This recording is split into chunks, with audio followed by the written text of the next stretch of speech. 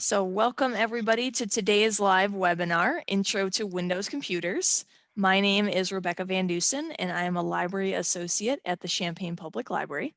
If you've attended any tech workshops in person or virtually, you've probably seen me assisting with those. I also occasionally will teach a class.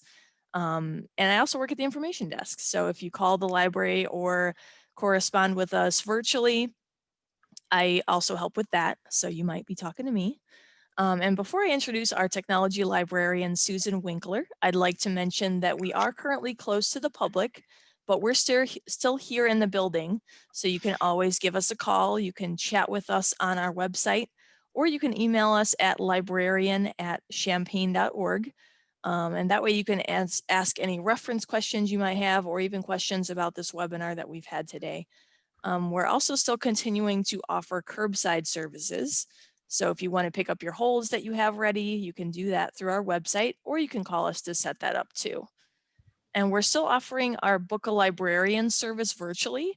So if you need one-on-one help, you can request a session by visiting champaign.org/book-a-librarian.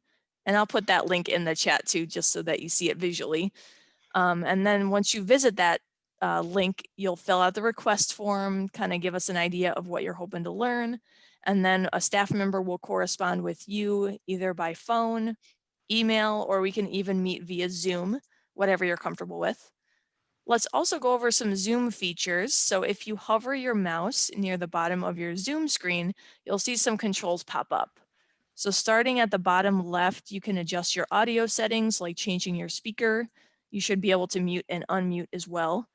And then the center of your screen, you'll see that chat button and raise a hand option. So the chat button looks like a little chat bubble.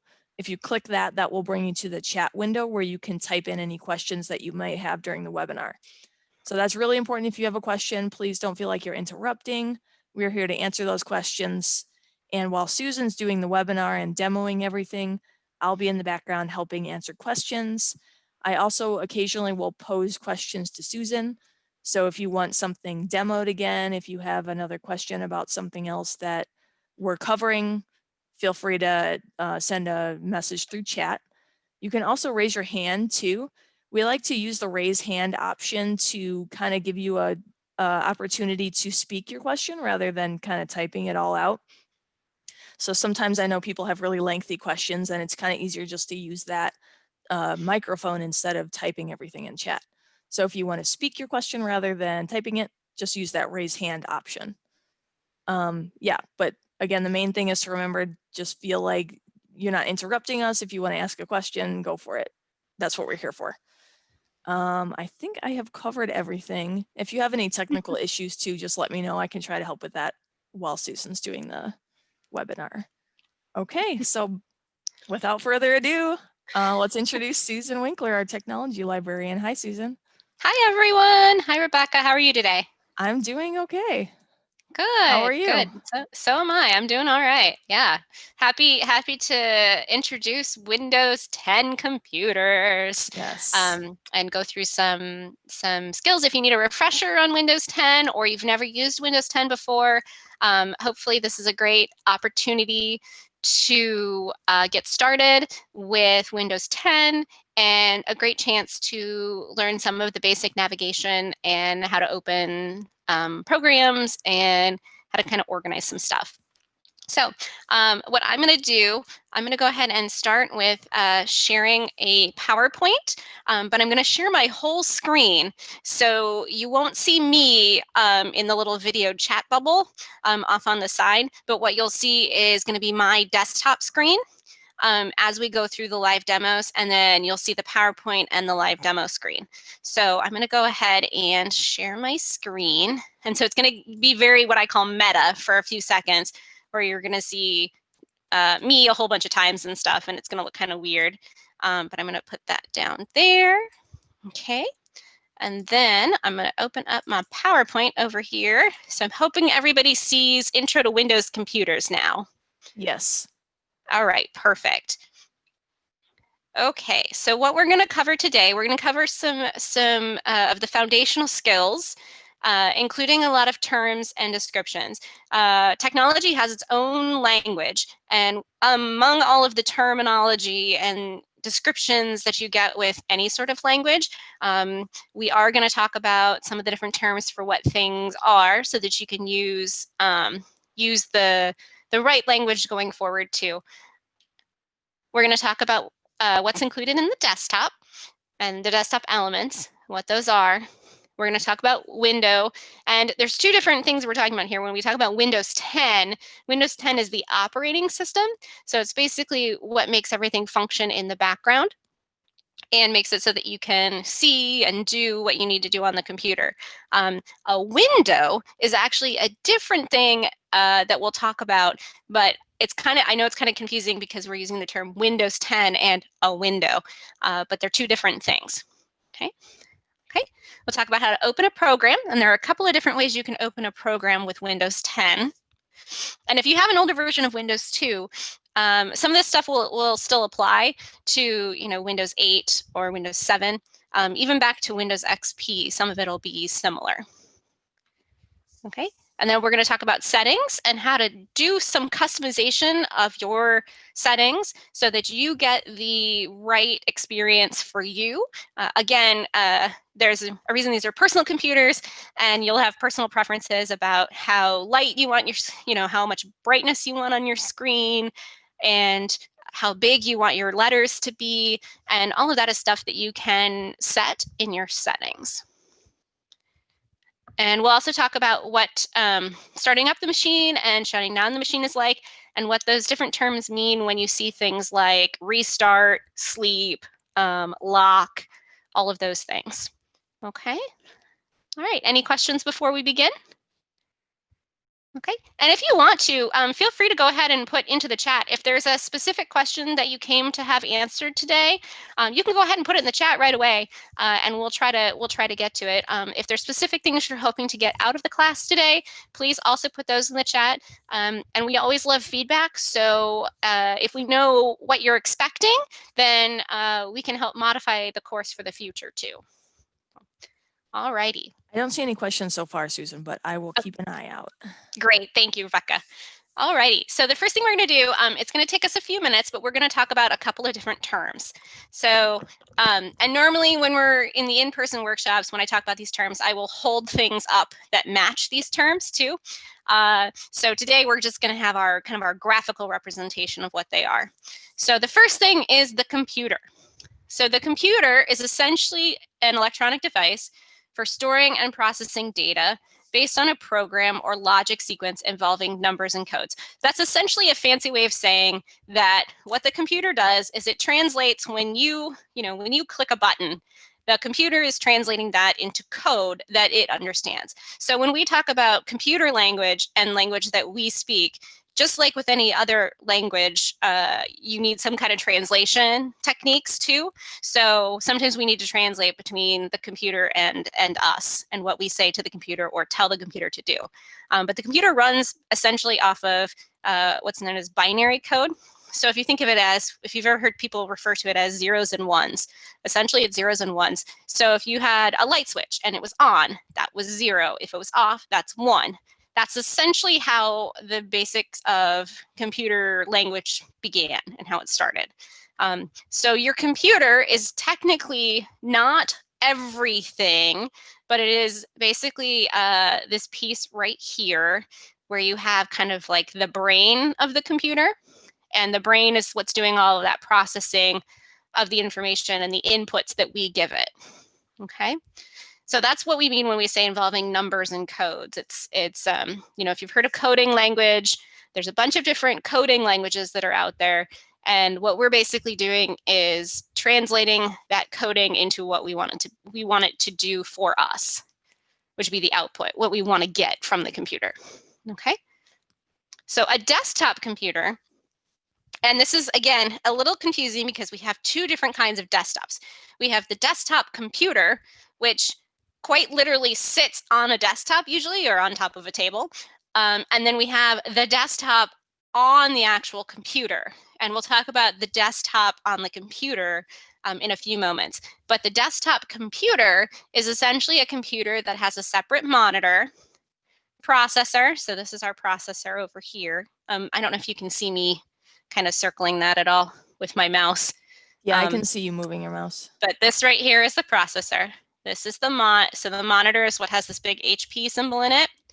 The keyboard down here, and a mouse. So generally speaking, your desktop computer has all of these components and they're separate. So you have to plug them into each other to make it function. So your monitor is the computer component that allows you to see the images and view graphical representations of things. So that's what your monitor is doing. It's basically helping translate everything from behind the scenes into something that you can visually see. Or if you're using a voice translator that you could visually hear, if that makes sense. Okay. A laptop computer is essentially a portable computer and literally would have been on someone's lap. So that's where it got the name laptop. It's a portable computer that contains the monitor. So here's the monitor, the keyboard right here, the processor, which is, we don't actually see the processor, but underneath that keyboard is where the processor would be, and a touchpad, which is right here, which would be the mouse. And it's all self-contained in one unit. So desktop computer, they're all separate components, and in a laptop computer, they're all contained in one physical computer. Okay. All right. So another thing that's important to know is the term hard drive. The hard drive is the component that stores all of your digital content. So your documents, your pictures, your music, all of that kind of stuff, all the programs, applications, and the operating system, all of that. So Windows 10, all of that stuff is stored on your hard drive. And you have an internal hard drive where the processor is. And then you can also have an external hard drive where you might back up your files and your pictures and everything else to an external hard drive that you just plug into the computer. Okay, so biggest thing to know about hardware, hardware is like the physical tactile components of your computer. Software are things like the programs that are on the computer and applications. Okay, so a flash drive is a pocket-sized data storage device. So similar to a hard drive in the sense that you can store stuff on it, but it's also known as a thumb drive or a jump drive or a USB drive. And basically what that means is you plug it into the computer, you can put stuff on it, and then you can take it out of the computer and take those somewhere else, plug it into to a different computer, and then transfer those files if you wanted to. So it's basically pocket-sized storage that you can put stuff on. Okay. Okay. Any questions about those terms so far? I know we went through those kind of fast. Essentially, it's just good to know that you have desktop computers, which means everything's separate, laptop computers, which means that everything is contained together, and that you can have forms of storage, including a hard drive, either inside your processor or external. Okay. Good. Okay. I don't see any questions so far. Okay, we're going to cover a couple more terms here, and then we'll jump right into some live demos. All right, so remember I said that there are two kinds of desktops. There's a desktop computer, which for most people will literally sit on their desk with the monitor and the processor and the keyboard and the mouse. There's also the desktop on your computer. So a laptop has a desktop, but that part is basically like your home base on the computer. And everything, if you see this graphic here, everything in this blue space here is considered your desktop. So it's a place where it's basically the primary display area on the computer screen, where everything is transferred into, graphical representations that then you can see and move your mouse and do stuff with. Okay, so it's all of this right here. This blue part right here is the desktop. Okay. So an icon is a small graphical representation of a program or a file. So in this particular image here, Adobe Acrobat DC is a program that's on your computer. And this right here is the icon that you would click on to get into that program or to open that program. And if you see up here, this other one that says PS and PSD, that's a Photoshop document or file, Photoshop document file. And if I tapped on twice on this, that would open that specific file in Photoshop. Okay, so the icons are basically small graphical representations of computer programs or files. Okay, now here's that other term that might be kind of confusing where we say window. So instead of Windows 10, and Windows 10 is an operating system, which means it's what helps make your computer run or work. A window is an area of the screen that is displaying information for a specific program, independent of other parts of the screen. So when I double click on something here, like say Google Chrome here, and I tap twice on Google Chrome, and I open Google Chrome, it's going to open in a window.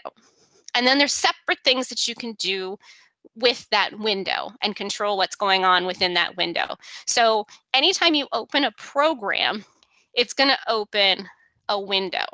And within that window, then you're operating on, you're doing tasks and things within that window, within that program.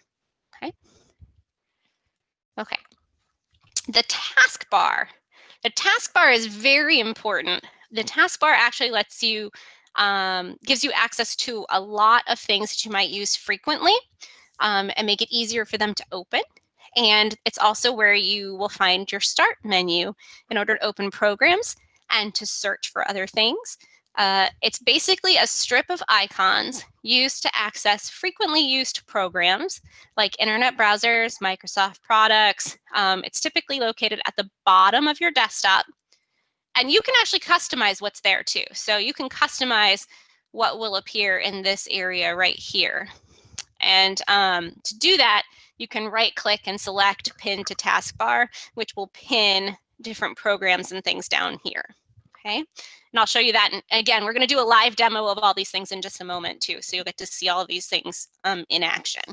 But just know that for most of you, your taskbar is going to be at the bottom of your screen. And if you have Windows 10, it's usually going to be the dark, the black outline here, that black box here with the start menu, which is the 4 little windows over here, the ability to search here, and then programs here. Now there's a specific part of the taskbar that's off to the right. And you may have seen these before and wondered, what are all these little icons over here? And what does this do or what does it mean? Well, this is the system tray. And the system tray lets you control different system functions. And those might include things like the date and the time. So you can set your date and your time. You can change your audio volume. You can connect to Wi-Fi. You can see your battery life. So this right here, I don't know if you can see me pointing at it. Maybe I'll put the arrow above it. So I've just put the arrow above the battery.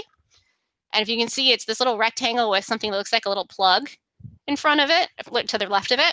That's your battery life.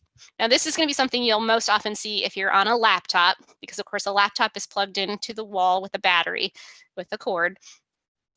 And then the Wi-Fi symbol, which might look quite a bit like what your Wi-Fi symbol looks like on your phones if you have a smartphone, is right here. It looks like a little dot and then little signals coming out from it that go off to the left. And then you have the volume button here, which looks a little bit like a speaker with some sound waves that look like they're going off to the right. Okay, so these are all things. And again, this stuff here, you can kind of customize which stuff you want to have on your system tray too. Okay, but it's usually located at the bottom right of your screen. The other thing the system tray has is notifications coming from your computer. That's right, your computer will tell you when it needs stuff. So if your computer wants to run a virus scan, or wants to tell you something else, like it needs an update, that's going to be over here in this little notifications window. And you see it looks a lot like, if you're familiar with smartphones, it looks a lot like what you would see on a smartphone, where it looks like a little message, and then it has a little 1 or 2 or 4 to let you know how many notifications you have. Okay, so that's the system tray. All right, the start menu is basically your central launching point for all of your programs and tasks.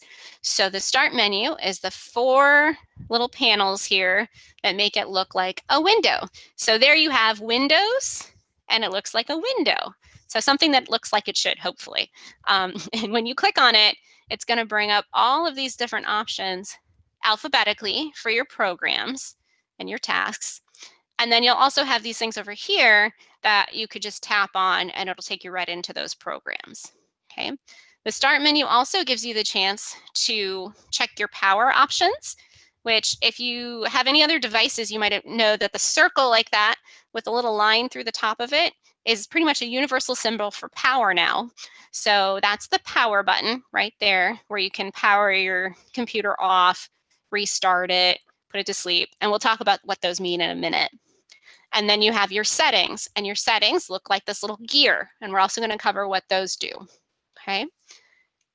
Okay, so I'm going to stop now because I know that's a lot of terminology to throw at you. And I'm going to go ahead and do a live demo of what these things are and what they look like on my version of Windows 10 here on this computer. So feel free to ask questions while I go ahead and start demoing those things. Okay. Okay. So I'm going to start with our desktop area. So on my screen here, starting up here where this recycle bin is, all the way down to where you see the start menu down here, which I don't know if you can actually see the start menu on your screen or not. I can see it on there. You can? Okay, good. So the start changes menu from white to blue when you hover your mouse over it. Oh, good. Okay, excellent. So the start menu down here, the type here to search, right? And then you have programs down here. So anyway, the part that is the desktop is generally everything that's covered with this blue background that we have here. Okay, so that blue background is basically your desktop. All right. Okay, the icons. So in our case, our icons, Firefox, Chrome, Edge, this folder for screenshots from Zoom, the icon for our file, that's our PowerPoint presentation today, and then the recycle bin. These are all icons. So you may have quite a few more on your desktop, especially if you save files directly to the desktop, or you have a lot of shortcuts to programs. This could be entirely filled with things on your own computers, okay? But the icons are just these little things. Yes. Your background might also be different. So the blue background is just the default for our computer, but you can change it. So yours might be different. So if it looks different, that's okay. Nothing is wrong. It's just, it's your computer. So you've personalized it to how you want to use it. Exactly. And you may have a specific wallpaper where it's a picture of, say, your cat or your family or a place you've traveled to in the past. This is again one of those things you can change in your settings, and you can customize your display and make it more personalized to you. So yeah, Rebecca's right. This blue is just to make it easier for us to see during these presentations, so that you don't have like a really cute distracting cat face. So, okay, so a window, again, it's the area of the screen that displays a specific program independent of other parts of the screen.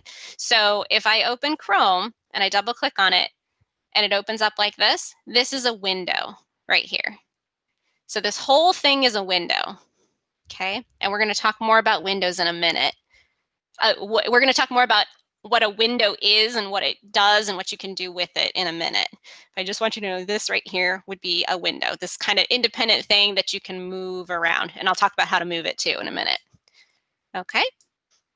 The taskbar is down here at the bottom, and I'm hoping you can see it. You said you could, right? Yes, I can see it. Okay, so down here on the very left-hand side, the start menu down here. Then we have typing here to search, which we'll talk about that in a moment too. And then this is Cortana, which is a little bit, or Cortana, which is a little bit like Siri on an iPhone or iPad. And then you have your task view, which you can set up if you want. And then you have the things that are pinned, which if you see that where it just popped up, these are things that are that I have open right now. So this is our webinar over here. This is something I'm going to show you in a few minutes. And then this tells me I'm still sharing my screen. Okay, and then we see that I have my PowerPoint here that we were also jumping back and forth through, and then that Zoom is open down here. Okay, so this whole thing here is your taskbar, including this part over here. But this part over here is something special. Does anybody remember what we called it? Over here? I know I went through it really fast. This is the system tray. And the system tray gives you the option to change things about your experience and gives you shortcuts into things that are more controlled by your system. So like the date and time. So if I tapped here, I can see a calendar, I can see the date and the time. I could also change this if I needed to. If it, for some reason, didn't update for, say, daylight saving time, I could update that.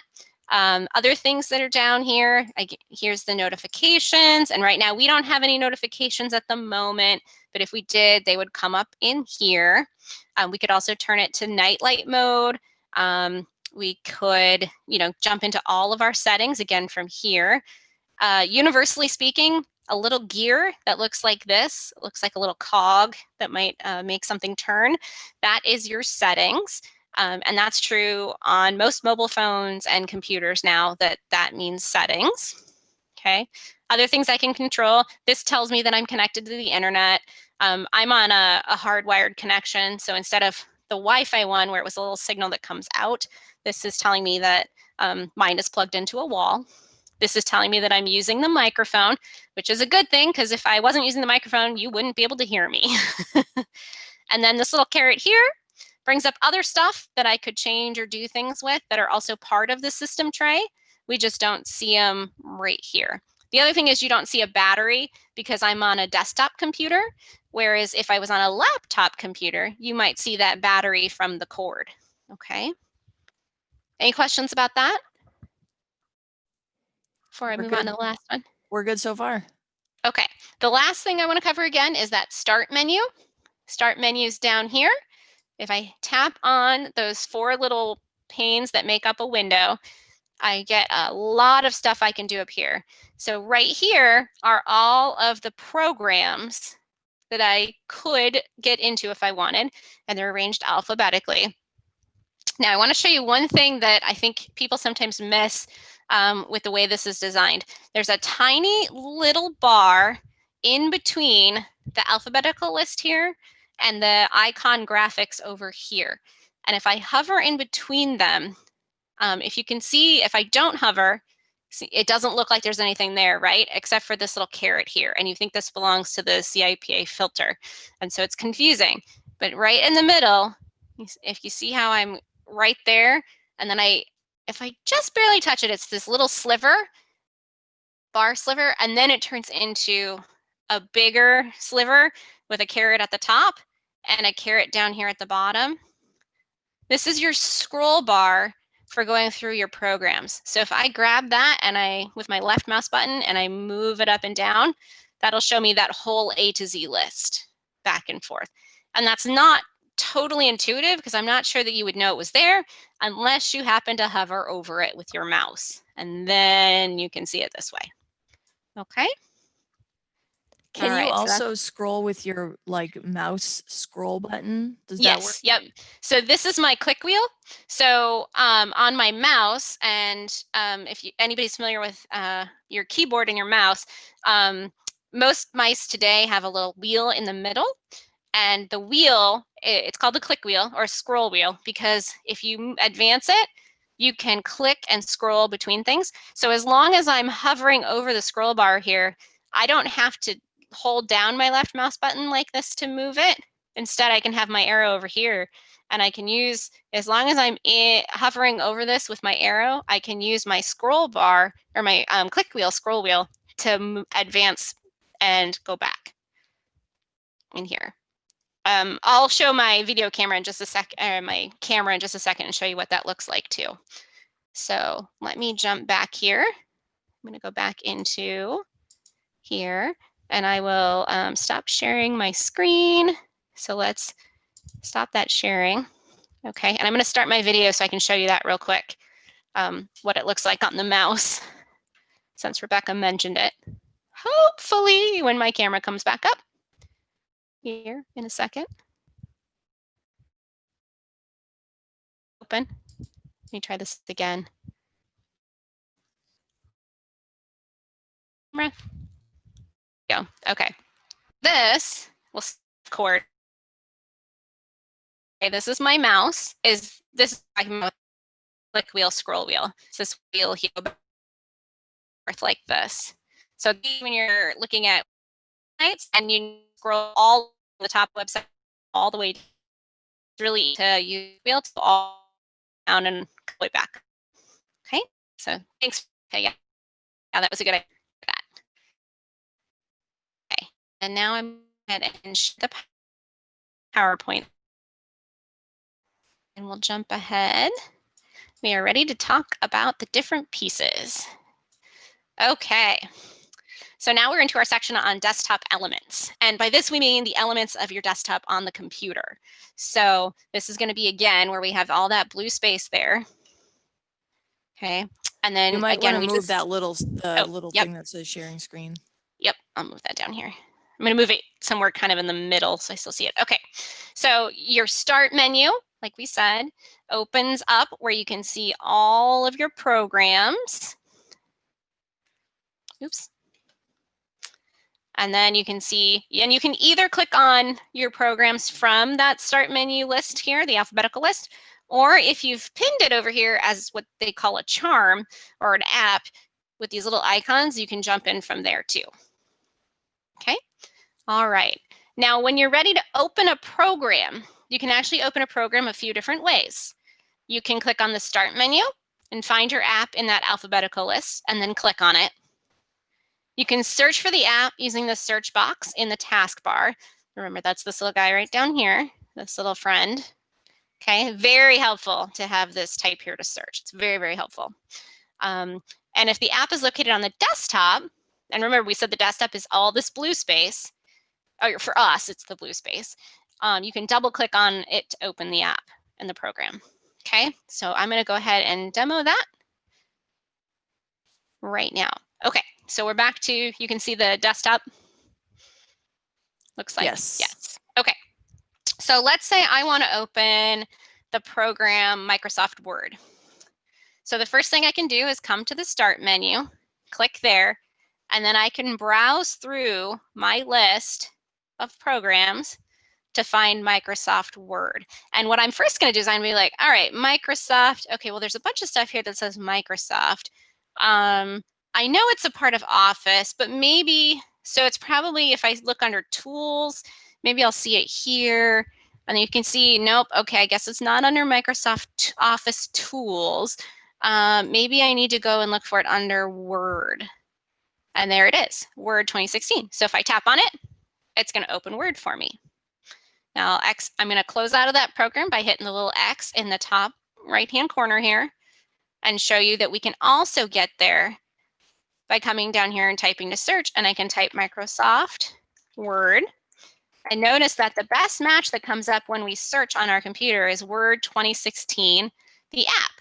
So I could tap on this and open Word that way. Okay, I'm going to X out of that. Now, the other thing you could do is if we had an icon for Word on our desktop here, we could also open it that way. So I'm actually going to go ahead and do Google Chrome because we do have Chrome as an icon on our desktop. So if I went to the start menu and I picked to find Google Chrome, here it is in our alphabetical listing. So there I can open it that way, close out of it. Here I can type it in here and find it as an app and open it this way and close out of it. And then here I can find it on the desktop and I can tap twice and open it that way. Okay. Any questions about opening programs? I don't see any yet. Okay, great.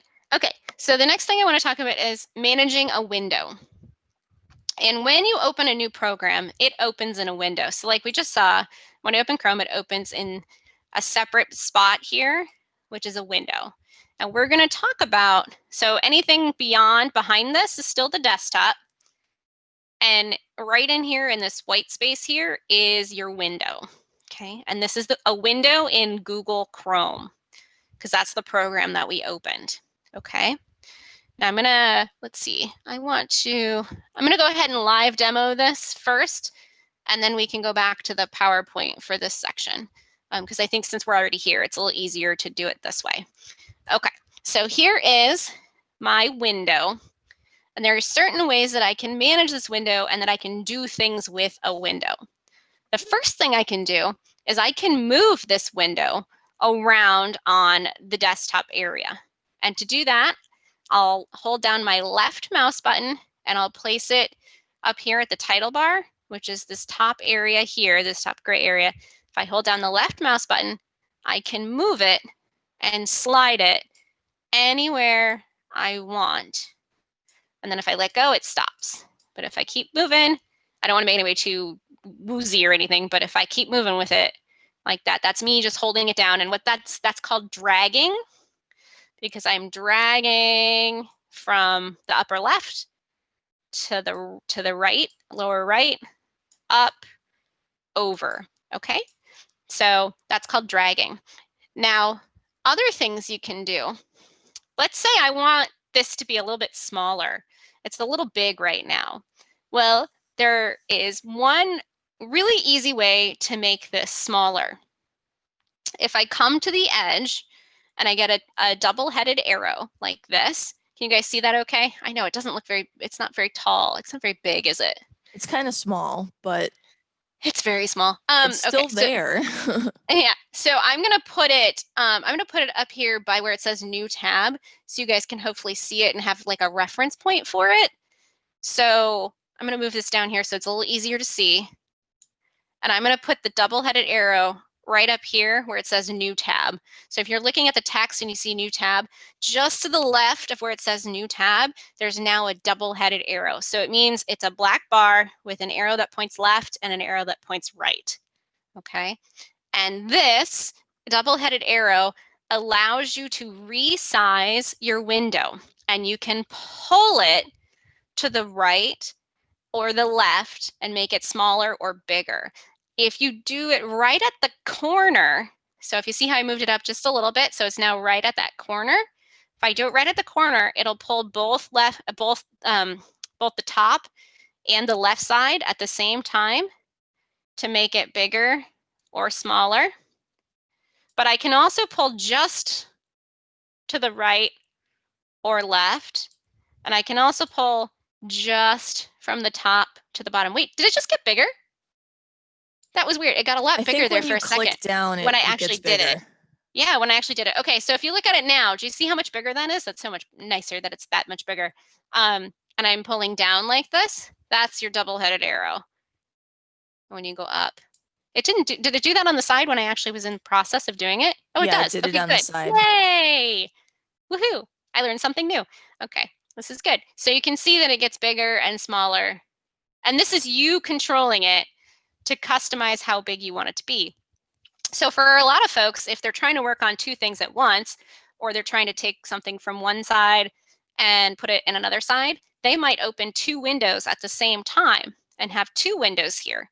And in order to get two windows to fit, you gotta maximize your space and move them around so that they both fit.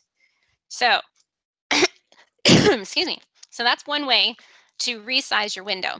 Now, one of the tricks that I usually tell people when they're getting used to resizing is I don't ever grab from myself, I don't ever grab in the top right corner, because this right here is to X out of a program.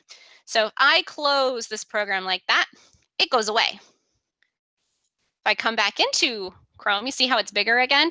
And now I have to go back and resize it. Well, it's really hard to resize over here in this top corner without possibly hitting that red X.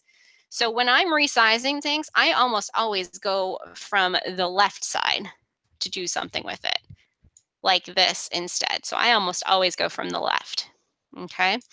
Now I also, if I come down here to the bottom right corner, let me move this up a little bit better so you can see it. If I come down here to the bottom right corner, I can pull from here as long as I get this exactly.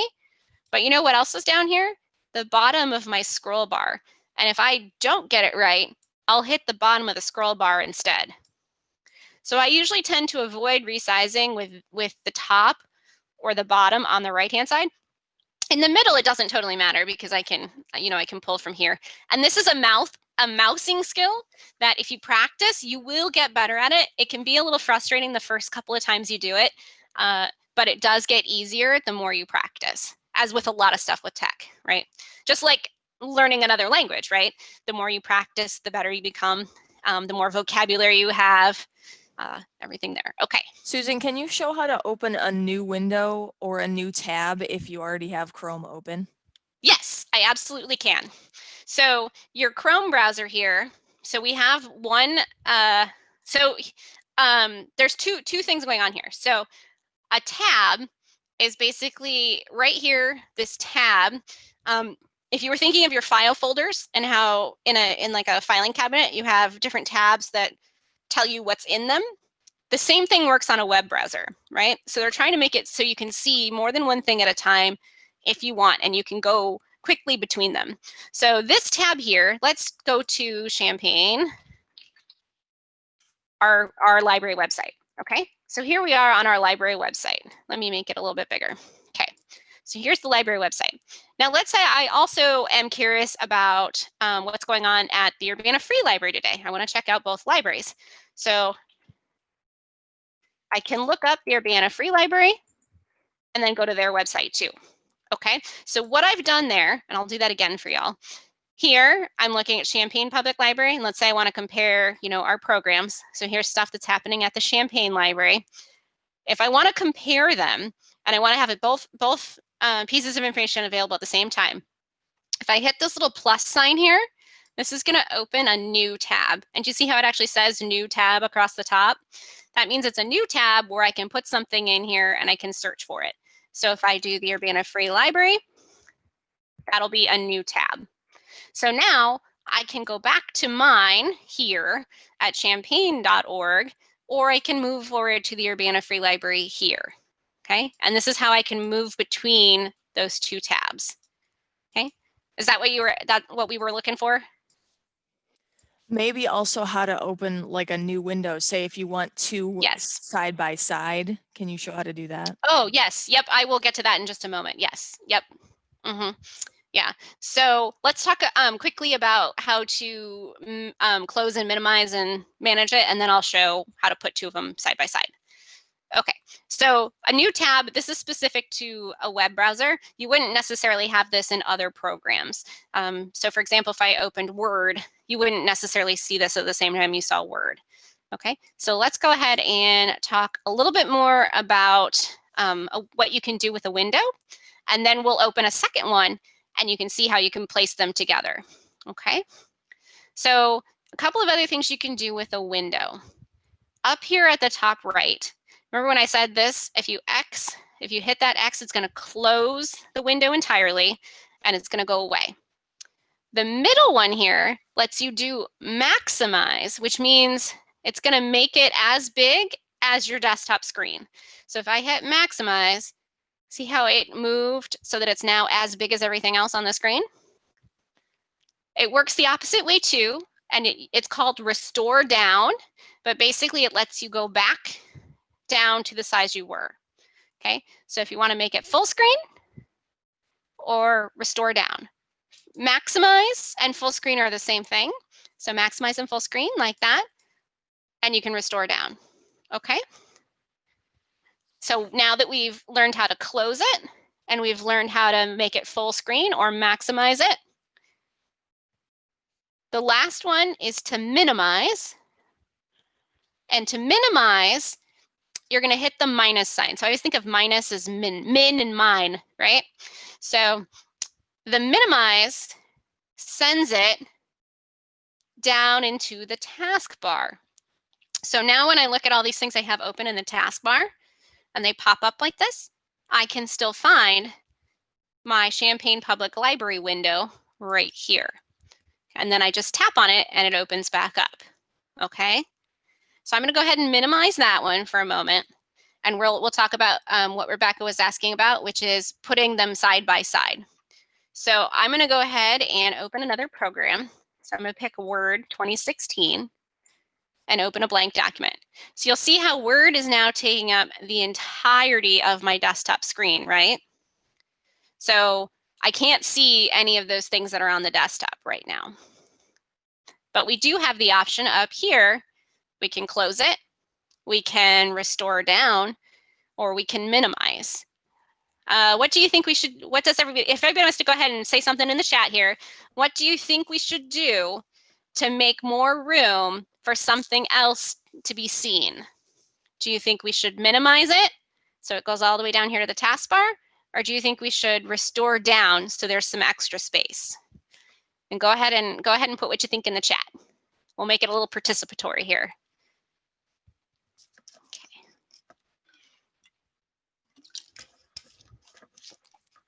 Any thoughts? Someone wrote restore down.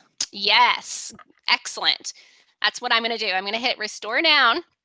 And look, oh, beautiful. See, now we can see stuff behind. We can see the stuff on the desktop. So if I want to, I'm going to take this and move it over here so it's on the one side. Then I can put something else on this side over here. So if I come down here and I'm going to find my Champaign Public Library window, I can move it over here. But you see, this one's still too big, right? So I'm gonna come over here and I'm gonna resize it by moving it over like this so that it can fit on this size. And then I can make it a little bit bigger here too, okay?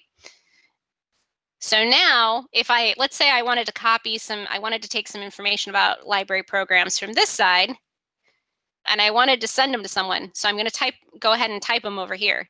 So what I might do is say, okay, what's on, DIY kids, take and make, and I can just dictate and type what I'm getting from over here.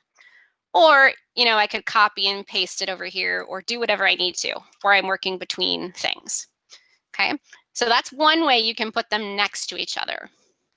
There is a trick that will make this faster for you to put two things next to each other, where the computer will automatically know to size them exactly the way you want them to have them on each side. And that is kind of fun. So if I have both of these here, let's make it a little, so we can see the dramatic.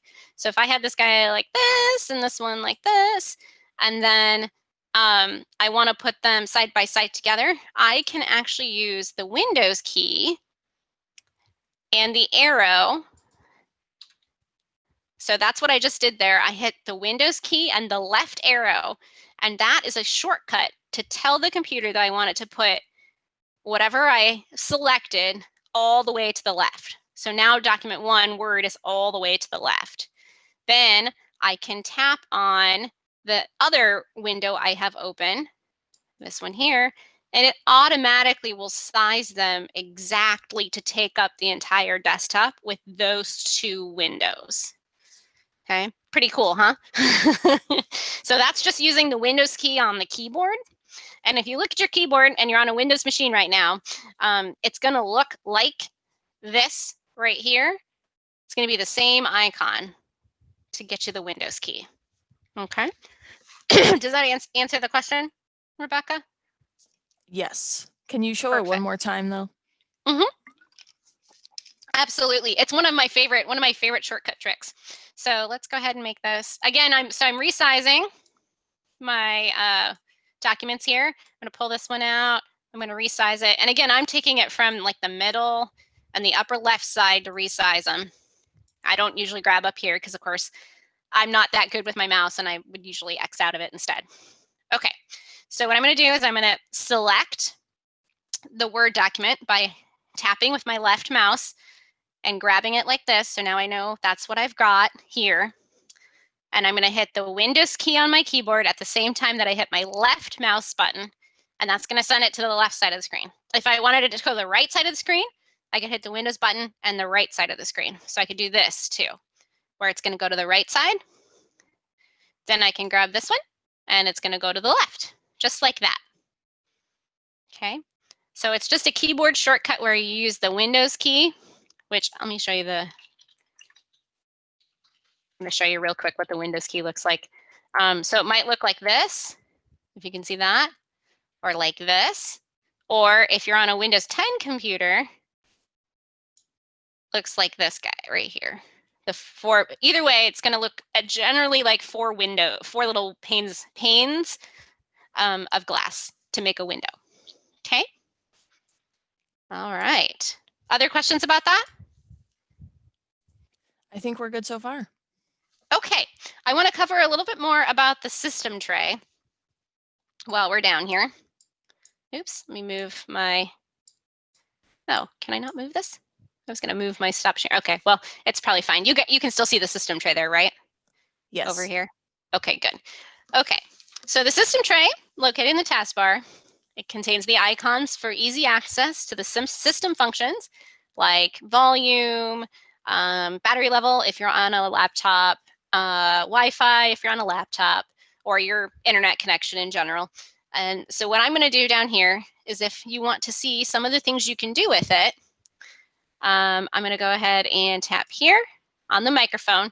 So here it brings up all the settings you could change about your microphone. So if I wanted to say, I don't want the microphone on, I could tap here and just say, nope, no to the microphone where it says on. Okay. I can also check my notifications. I could also tap here on my speakers and change my volume level. So here, if I'm listening to music or something, I can turn them up by doing this and sliding it along that little slide bar. Okay. Questions about that? I think we're good. Okay. Actually, I just turned it down too far. I got to turn it up a little bit so I can hear you a little better. Okay. So the other desktop elements I want to talk about, File Explorer is one of the most important tools you have on a Windows computer.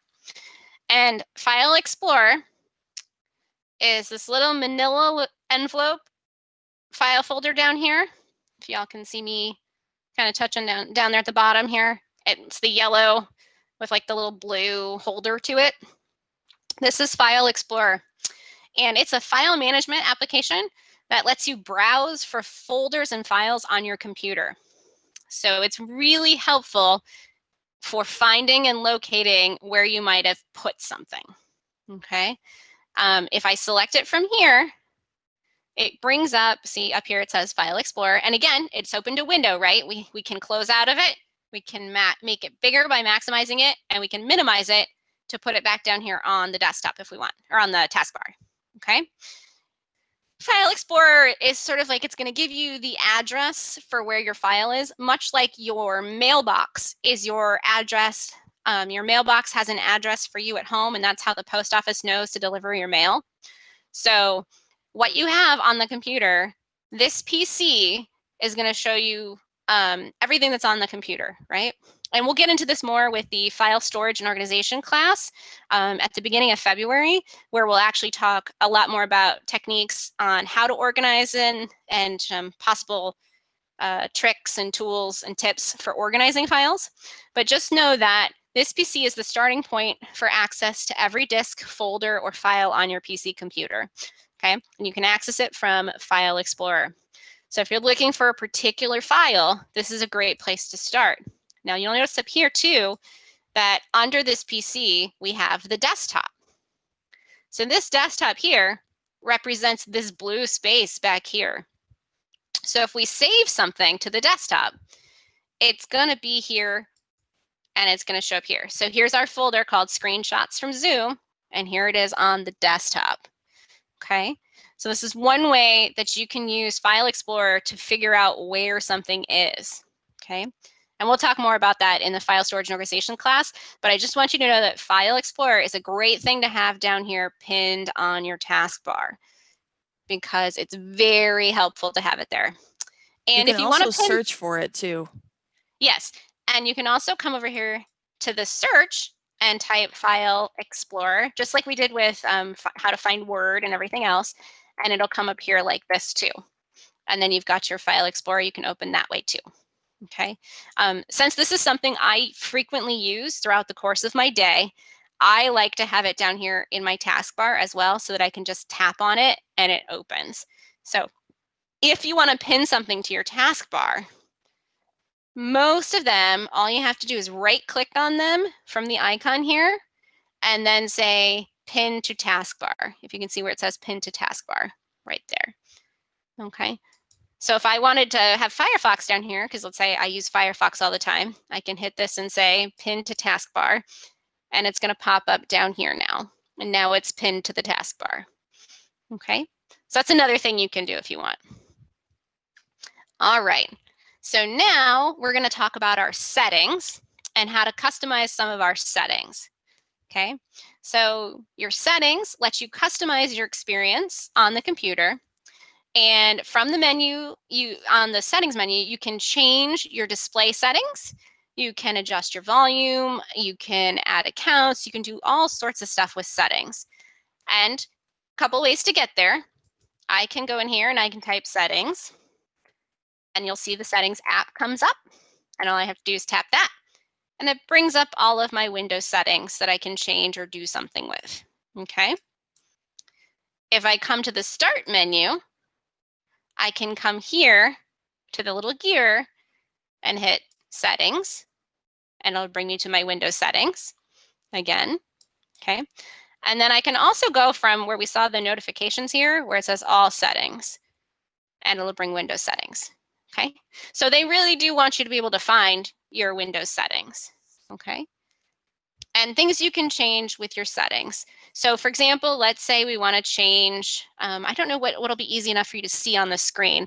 Why don't I change personalization? Let's go into personalization. Okay, so currently, like Rebecca said at the beginning of the workshop, our background is this blue Windows here. But now I could change it to something else. I could choose a picture here. So if I wanted to, if we wanted to pick like this person who's swimming here, we could pick that instead. And you see how that changes how it's going to look there? We could change that. And then we would just have to say save, or might not even have to save it. There you go. So we just changed our desktop background to this person swimming. Now I know my colleagues may not want this image, so I should probably change it back. So I'm going to go to the start menu, to settings, and I'm already at the background. I can change it back by just tapping on choose your picture, and it'll change it back for me. Okay, so that's an example of one of the things you can change in settings. You can also change things like the brightness on your device or on your computer. You can change how big your cursor is. So if I type in here, let's go to, I can either go right from settings, or I can type here to search exactly what I'm looking for. So if I wanted to make cursor bigger, my cursor bigger, I could hit there and I could say change mouse pointer color or size or thickness. Yes, just click that. Then you get your mouse pointer. You can change the mouse pointer size. So if you see mine gets really big here. Do you see that? How it got really big? Yeah, it's showing as you slide. Whee! Isn't that fun? Whee! Okay, it has to catch up a little bit though. Okay, so I could do my mouse pointer at 7, and then I made it black instead of white, but I could change it to white, back and forth. So these are all things that you can play with to make your experience on your computer easier or better for you. Remember, we want this to help, not hinder. So we want, if it's better to have it bigger, go ahead and make it bigger. You can change your display size, make your text bigger, so your sample text gets bigger. You can change your size of your apps, make them bigger. Right now we're at 150 because we wanted to make things a little bit bigger for this webinar. So that's something you can change too, okay? If there's something you don't know how to do, your computer can help you with that too. I'm gonna go ahead and X out of the display here and come back to our screen, okay? And now you won't see my mouse huge because you're watching through Zoom, but on my actual screen, my mouse is very big now because we just changed this cursor. We just changed the cursor size. Okay, so if I don't know how to do something and I want to know, I can also ask the computer for help. I can ask Windows to help me.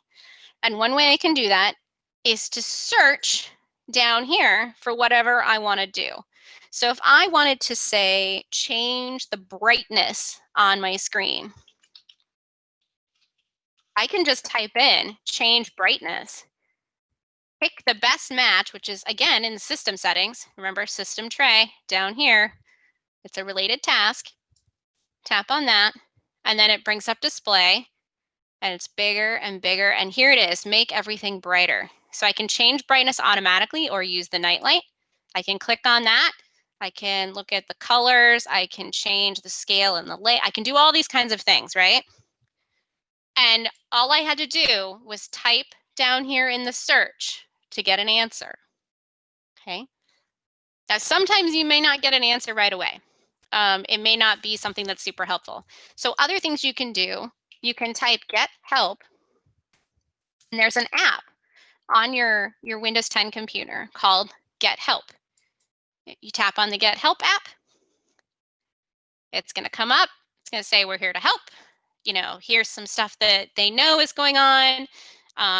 Here's a menu, and it may not show up that well right now. There's a feedback hub, there's information, there's all sorts of things you can do, and here's some stuff that I'll tell you how to do, okay? The other thing you can do is go out to Microsoft's site, support, whoops, gotta spell it right. support.microsoft.com, okay? And then if you put the hashtag /Windows like that, it's gonna give you help for Windows, help and learning. So you could put in here, change brightness, and then it's gonna tell you how to change the brightness, you know, different ways to change it, okay? Any questions about that? Nope, we're good. So these are some tips as well as you're starting to explore Windows or Windows 10. Go ahead and X out of that. Okay. Excuse me. The last thing I want to show you is start up and shut down on the, okay. Down, just control your programs and your settings. It also gives you power options. So if I was to hit power, I get a couple of different options in the power settings that I can pick.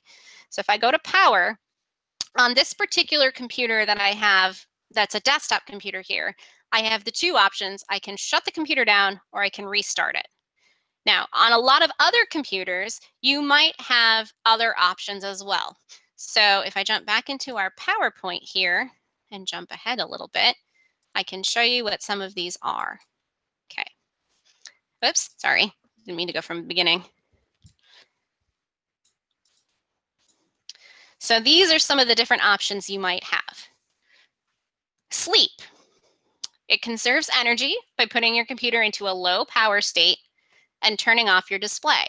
So the screen goes dark and it goes to sleep, just like possibly you have with a cell phone. When you press the button and the screen goes dark, but it will wake up very quickly. That's what happens when you put your computer into sleep mode. And when you wake it up, it resumes right where you were. So nothing is shut down, nothing loses power. It just goes into a sleep mode, okay? When you shut down, it's closing everything. It's closing the software programs. It's turning off in preparation for turning off the computer's power. So when you shut down, that's actually gonna make everything go to where it's no longer using power, okay? Restarting the computer closes all the programs, finalizes all the input output stuff. So basically all the stuff that was in progress, and then it will turn the computer back on. So a lot of times for restarts, you use those if something like the screen freezes and you can't do anything to it, you can do Control-Alt-Delete, shut the computer down and restart it, okay? So sometimes it's just clearing the brain of the machine if it gets hooked up somewhere along the way, okay? And for sleep, I put my laptop to sleep a lot because if I don't, my little furry friends, my cats, will come over and they will try to sit on my laptop where the keyboard, when it's open, because they really like the warmth of the keyboard, and so they'll come and sit on it. So what I do, I put my laptop to sleep by closing the lid. And when I close the lid of the laptop, that'll put it into sleep mode. And then also keep it from the cats and the cat hair, okay? Two other things that I wanted to mention about that you get when you're in profiles and things with locking is you can lock the computer. So if you step away and you want to make sure everything's secure, you can lock your computer, excuse me, or you can sign out. And if you have more than one profile set up on your computer, so say everyone in your family has a profile on the same family computer, you can make it so that you sign out of your profile and someone else can sign in with theirs. So that's where you might see a sign out button as well. Okay, questions about that? About startup and shutdown? So restart, I most often use restart when something has frozen and I need to restart the computer, or I need to do a restart after I've updated something. So like when you update your browser, sometimes your computer will tell you your computer needs to restart in order for all the changes to take effect. So then you hit restart.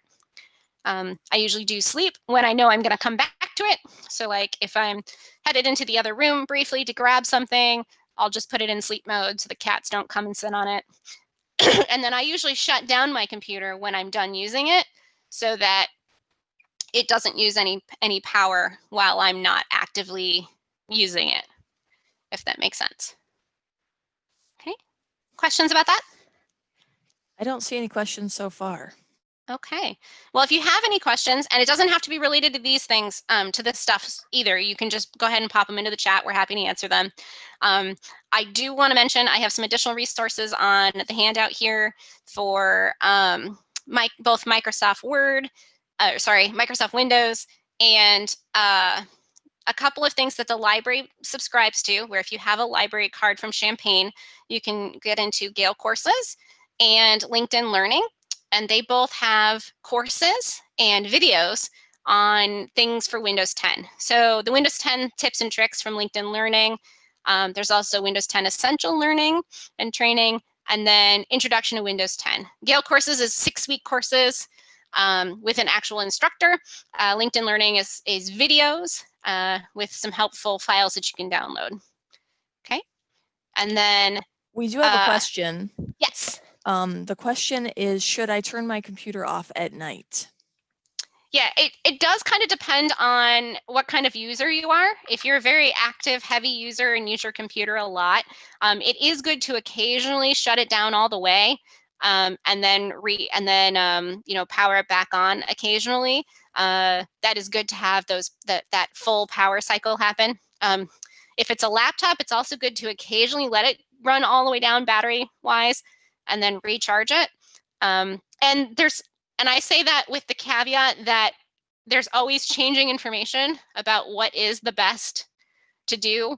But yes, it's okay to shut your computer down. And for me, it's more of an energy, like environmentally conscious energy related thing too, where if I shut it down, then it's not taking power when it doesn't need to as well.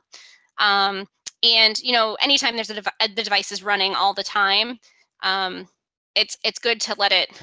Well, you might and there's also the factor of overheating too, which doesn't happen a lot with.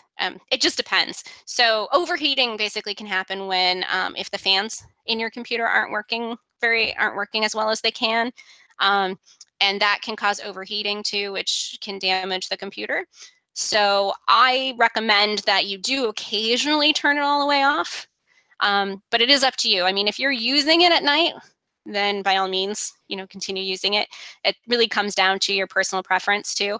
And we can send some articles about battery life where you can see that the expert opinions kind of vary quite a bit for how often you should do it, what's the best way to preserve the battery on a computer, and we'll send a couple of those out too. So yeah, thoughts, Rebecca, on shutting your computer down at night? I do. I was gonna say I agree with everything you're saying. I shut mine down if I know I'm not gonna use it anytime soon, just so it can kind of get a full rest. I know that kind of sounds kind of silly, but I have an older computer, and I feel like it sometimes does need to be shut all the way down instead of just sleeping. I'm guilty of putting my computer to sleep rather than shutting it down. So I mostly have it sleeping, but I feel like I should probably shut it down more. It, again, like you were saying, Susan, it really depends on your personal preference and how you work. because it does take a little longer for a computer to start up once you've shut it down versus if you just have it to sleep. So if I know, like, say I just like close my computer top and I know I'm going to work on something later, I won't shut it down completely. But if I know, okay, I'm done with my work for today and I don't think I'm going to log on to it for a while, I'll go ahead and shut it down. But Mhm. that's just me. It's different depending on you. So Yes. it's So, hard to say what the 100% correct answer is yeah. because it's different for everybody. Yeah, I was waiting for the video camera to come back up too. Yeah, I absolutely agree. It really does depend on, you know, how heavy of a user you are. If you are someone who you know, uses it throughout the day too, if you always if it's a laptop and you always have it plugged in, you know, if it's a desktop computer, that doesn't matter quite as much with it always being plugged in. But if it's a laptop, you know, there's only there's a finite amount of charges you can have on a laptop, right, with a laptop battery. So you do want to be a little bit cognizant of how often you're keeping it plugged in all the time, because whenever it's plugged in, it is receiving a charge, and it's so that battery is charging at the same time that you're using it. So it's a lot like cell phones if it's a laptop, where, you know, if you keep it plugged in all night, every night, and you know, it will over time that's a finite charge that it's getting. So I was going to say um, there are things out there that say you should let your computer get very low in battery before charging it, just to like extend yes, the life of your battery and uh-huh. not have it plugged in all the time. Because if you Yeah, have it plugged in all the time and power is flowing through it, I think it exactly. deteriorates the battery faster. I do Yes, have another question also. sure. Is there a way to tell how much space is left on your flash drive? Yes. Um, I don't have a flash drive with me at this very moment, but I can show you what you would do. And let me share my screen again. And so if you're looking at your desktop screen, File Explorer is a great way to get started with this, because when you click on File Explorer, you can see, so you'll see this PC, and if you had a flash drive plugged in, it would show up here under this PC under a different disk. So here we have some disks that show up, like the local disk is C, your flash drive might show up as D or something else. And if you right click and you go down to Properties, it'll show you how much space you've used. Okay, so you can see this little circle here. This is how much space has been used on this computer. Okay, so basically all you have to do is open File Explorer, come to whatever your flash drive is in here, right click and go to Properties. And then it'll show you how much you've used and how much is left. Yeah, and we'll talk about that more when we talk about file storage and organization 2 weeks from now too. I So have a good link for that, so I'll just go ahead and make sure that that's on the yes, email that goes out. yeah, put that one in there as well. Oh, I was going to share one last thing too. For those of you that are still with us, we do have on the 25th of January, we have the Illinois Attorney General's office coming. They're going to talk about internet safety and security and consumer identity fraud and how to help protect yourself, especially with the current COVID scams that are out there. So I think it's very worthwhile. It'll be at 7 o'clock. It's a Monday night. I do encourage you all to attend if you can. It's usually very informative when they come in and talk to us about what the newest things are in how to protect ourselves when we're online. So, and then next week is our intro to Apple computers. So it'll be similar to today, but discussing Apple computers and Mac computers instead of the Windows computers. And then we have file storage and organization the week after that. So, and those are some upcoming things you might be interested in. And yeah, any other questions about Windows 10 or any techie topics for that matter? I will also send out, we did poll folks and find out that people are interested in having little activity sheets. So I will send out an activity sheet for you to practice at home. and it'll be one that you could use, any version of Windows with for practice too. I was also Okay. going to say you can raise your hand too if you want to speak your question rather than typing it all out. Absolutely, yes, yes. Yeah, if you want to ask them out loud, feel free. And yeah. I don't see any questions coming All through. right. Well, I want to say thank you to everybody for coming today. Again, if you do have questions, you can reach out to us. You can do the book a librarian. You've got our contact information, so you can always reply to the follow-up email that we'll send out too if you have more questions. We'll put a couple links in there too for the questions that were asked today as well. And thank you for coming. And we do appreciate feedback. So if you want to let us know what other classes you'd like to see us teach, I'm working on an online feedback form. It's not quite ready, but hopefully soon. But feel free to email us if you have suggestions for workshops to offer. We can always source outside folks to come in and teach stuff too. So, or rather, right now they could teach from home. They wouldn't have to come in. Drop in virtually.